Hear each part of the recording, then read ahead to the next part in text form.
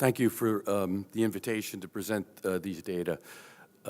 This is a primary analysis of the Juliet Trial, which is a global trial that's phase 2 using tisagenlecleucel, an anti-CD19-directed CAR T-cell in patients with relapsed or refractory diffuse large B-cell lymphoma.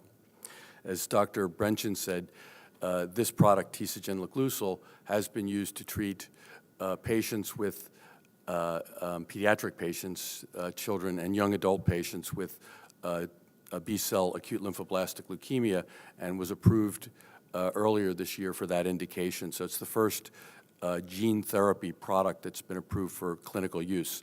In this, here I'll present the use of the same product in patients with a large B-cell lymphoma. So patients that have large B-cell lymphoma that has failed are available therapies that's either relapsed or has just been primarily resistant to these therapies have a very poor prognosis.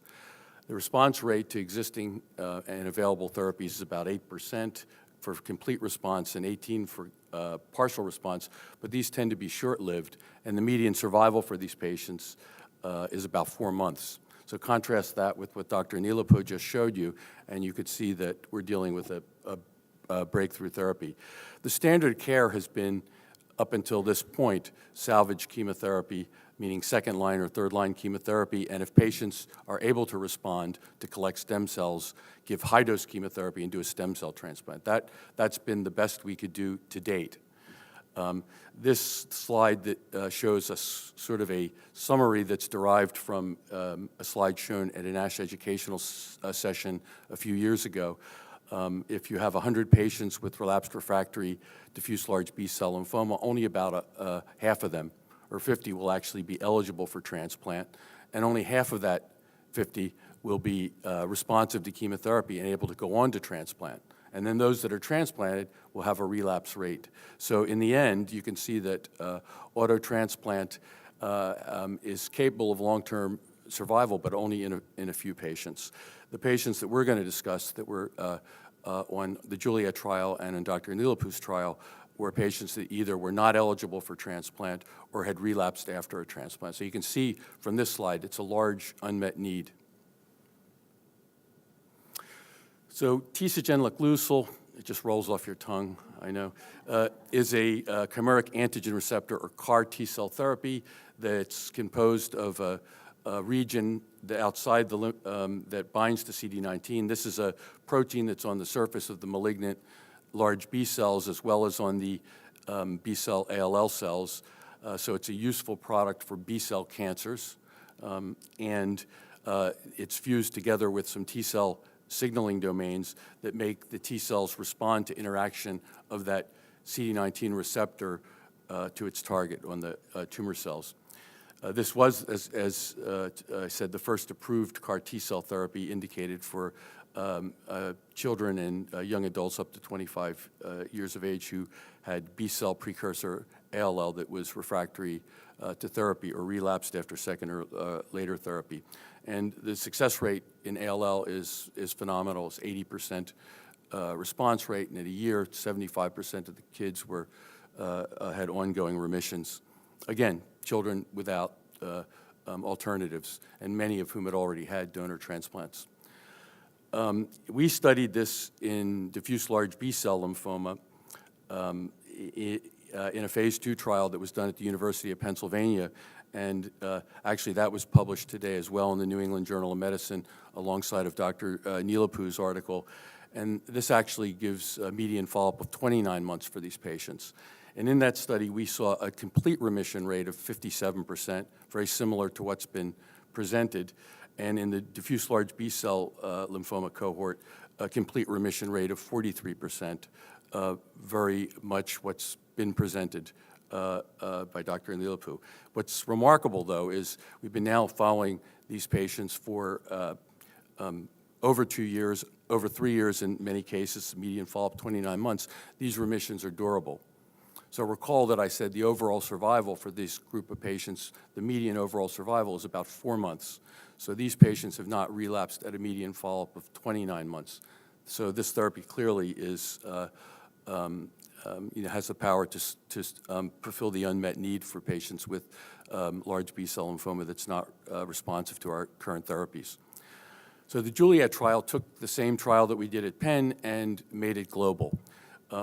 What is unique about this trial is that it was global. So we used T cells that were collected locally, cryopreserved, and shipped all over the world. This was 27 centers in 10 countries on 4 continents, and it as the results I'll show you will demonstrate that this technology is exportable and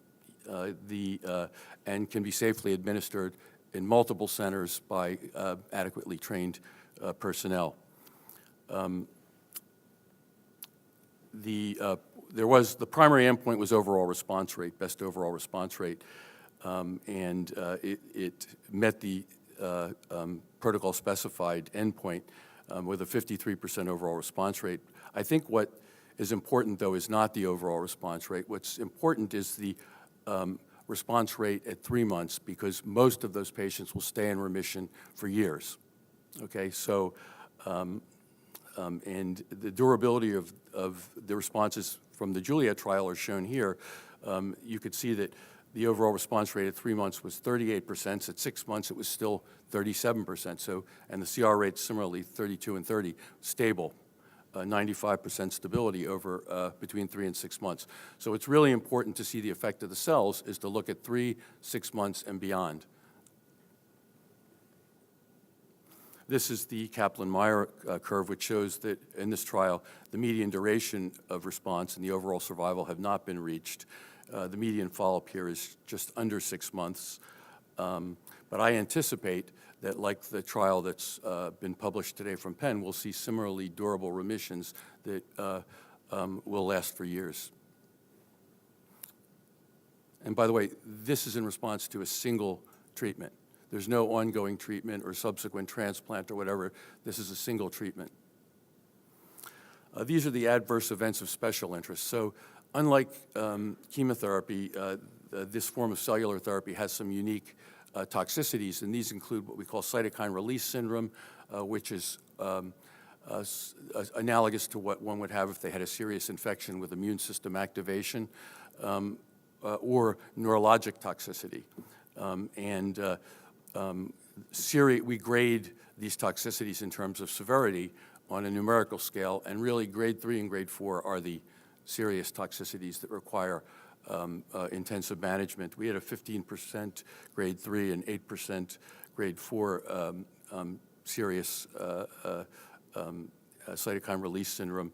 Neurologic events were fairly uncommon, 8% and for grade 3 and 4% for grade 4. And actually,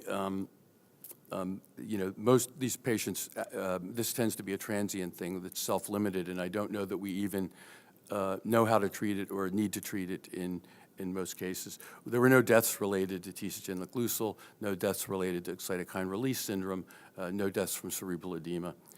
And also, the chemotherapy was a little lighter in this protocol, so we were able to actually treat a quarter of these patients as outpatients, and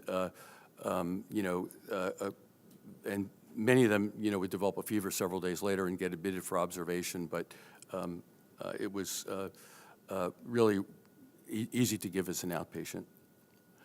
So in conclusion, tisagenlecleucel, the same product approved for pediatric and young adult ALL, produces a high percentage of durable responses in patients with relapsed and refractory diffuse large B-cell lymphoma, another B-cell cancer.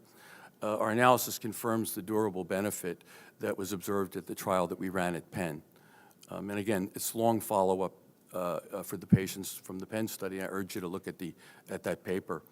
The Juliet shows the feasibility of globally distributing these cells that are manufactured centrally. And these data will be submitted have been submitted actually, both in the US and in the EU to the regulatory agencies for approval. And the sponsor of the study, Novartis, is geared up for large-scale production of this in 2018. We've met a 22-day manufacturing time, which is substantially better than the 30-day that we got to on the clinical trial. So the technology continues to improve. And I have to thank everyone that was involved in this study. Obviously, it's not just me. It was a large team of a lot of people, the sponsor, Novartis, and of course the patients who were willing to enroll in the studies and in many cases travel from far away to be treated. Thank you.